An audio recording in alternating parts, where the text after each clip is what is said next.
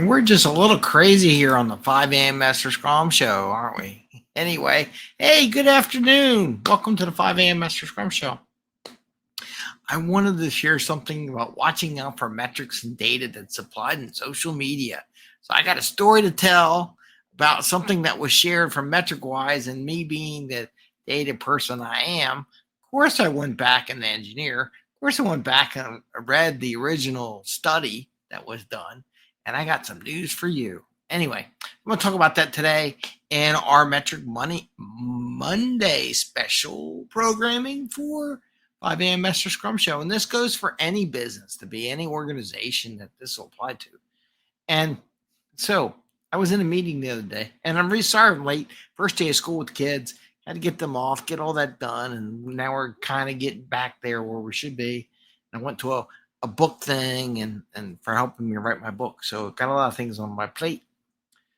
What I wanted to share with you, because it's been really picking at me, and be honest with you, the idea of data.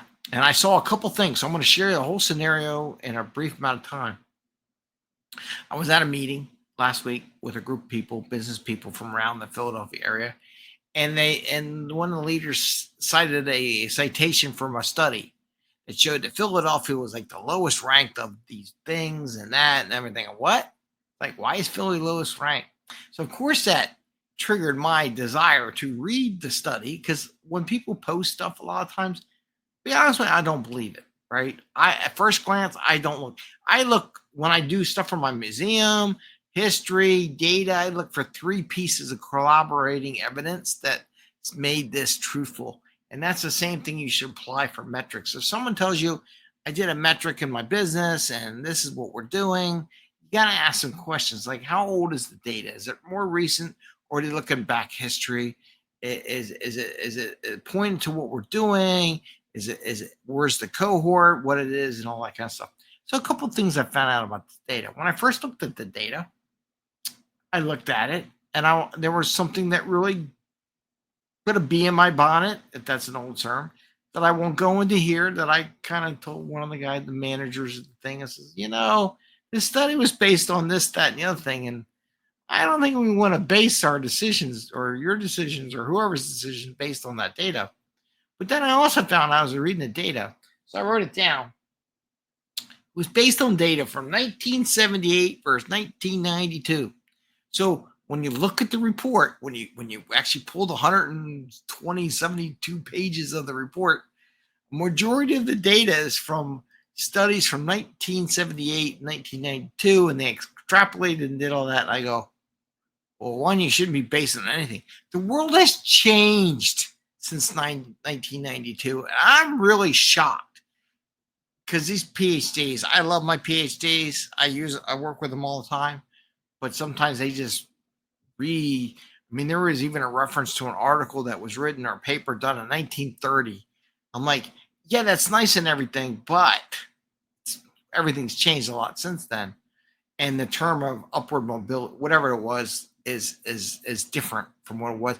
Different from what it was in 1992, right? Everybody, we have remote work environment, all this kind of stuff. So before you go retweeting or reposting someone's data, kind of look and read the article before you do that, because you might be retweeting or reposting someone's metric or data or ranking or survey that may not be too modern, right?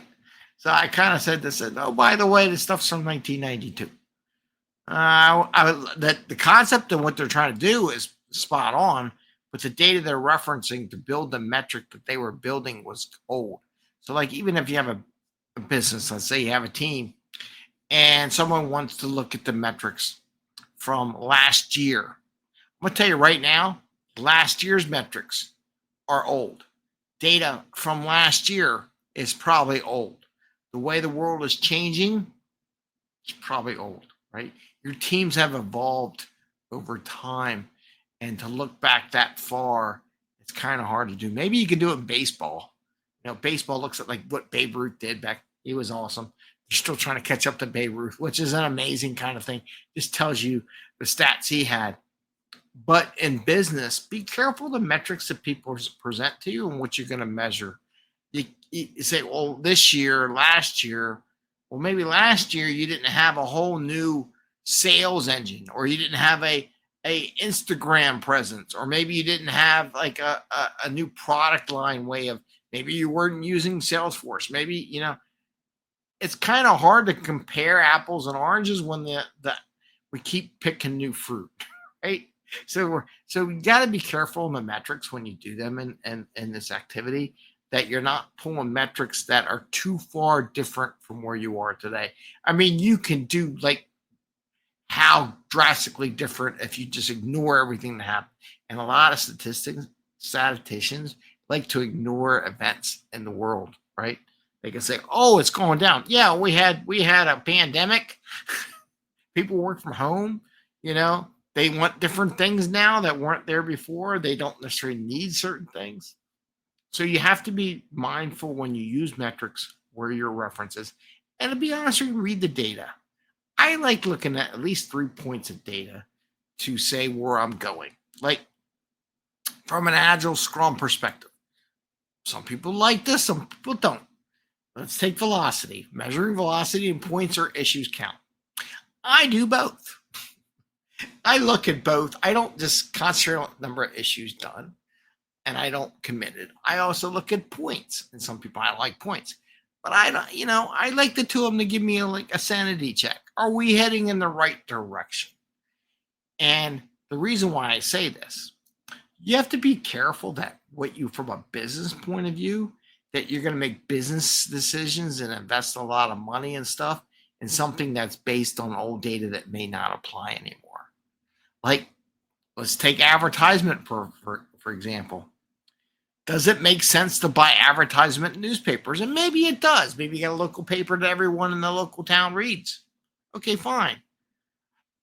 But I don't know how many people actually get delivered to them the New York, some of these big newspapers anymore, even our local Inquirer and all that. My wife does it on Sundays.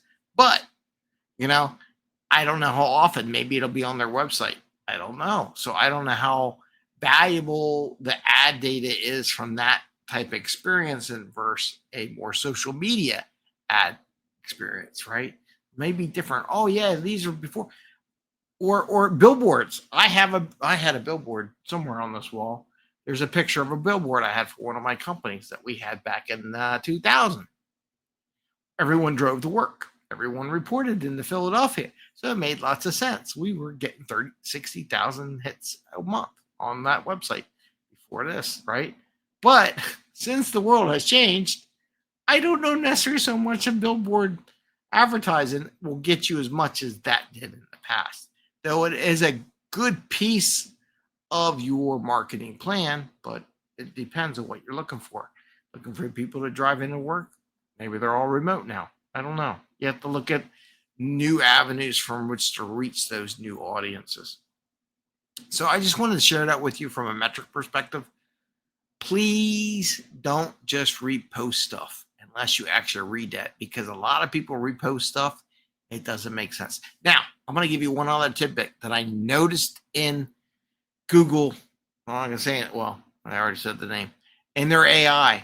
So when I first researched it, it gave me the stuff that was very generic, and it referenced certain things that were in the report that I go, yeah, we don't want to. I mean, I don't know if you want to reference this report because it's very something. Excuse me. And it was very something. And later on in the day, when I went back and searched it again, the AI changed the response to what it was saying because there was more social media posts related to the rankings. So do not use, and I tell my kids and I teach in my class all the time, do not use the AI output that you get when you do a search engine search as your technical response. Because what you posted at that moment in time at 10 o'clock or 1 o'clock in the afternoon, 1 o'clock the next day, that AI response could be different. If you do post that data for your metrics or what you want to reference, put the date and time which you captured it. Because I'm telling you right now, AI is constantly changing the response it gives you on its website. Lesson learned. I saw that and I go, oh, you're just like your Google. So what it does is it looks at the algorithm in the search engine, and if there's a lot of social media that change the title of the article, which is referenced, or change some of the wording, it's going to reference that wording. If more people like that or follow that or view that thing, like in a newspaper headline, the AI is going to manipulate its AI response from what it did earlier in the day. So that's another little tidbit from a metric perspective, a data reference point here on our Metric Monday, where we talk about that. Be careful when you reference an AI generated piece of data. You have to go double check it because it changes it every time it looks at it. In most cases, I don't know if all the cases, but I would be a little skeptical, and I would make sure you check the references from which it got the data before you use that to base your business decisions on data, right? I'd go, okay, cool. Let me go make sure and confirm that that was the report and that was the study and that was the data. You got to make sure you're not in a continuous loop of the same data multiple times being regurgitated by the AI with other places, and then they just keep regurgitating it. You'd be surprised if you ever wanted to do something quick. Search a title, especially in some video program. You're going to see the same article saying the exact same stuff with 5 different titles. Sometimes they don't even bother changing the titles. And by doing that, the AI thinks, well, that must be truth because more than one person or more than one news agency is releasing that information. Therefore, it's valid data. And it's not, right? It's just one person's one reference point resaid 10 different times, which doesn't make it a valid reference point. You need at least 3 different conglomerating studies on some of this data. So I wanted to share that to you just because it's something I learned and looked at, and I just saw some people use the data that was dated from 1992, and they didn't really read it, but then they started talking about it, and they're very high level, and I'm like, you don't want to do that. You're better off paying for some new data or redoing the data. But I was really shocked at people. I'm not shocked. I'm kind of disappointed in the research scientists nowadays that they would just reference data from what's 1992, 2092. Holy crud. It is 1992. So 30 some odd years ago? It's a whole, I mean, unless they're talking about babies and what they are today, but then you got to study the babies anyway. So just be careful with the metrics. I just want to share that with you. Be careful what you cite as a thing. Read what it says. Is it relevant? Is it dated right? Is it in the same time frame that you're looking at? If it ain't today, and if it ain't data from this year, it probably isn't valid. Probably isn't any good to you. Do your own data analysis. With that, I'm going to wish you the best today on this Metric Monday. I just wanted to give you that heads up, things I learned by looking at AI, how AI changed the response it gave. So if you are going to reference something that AI did, and I tell my students, don't do it.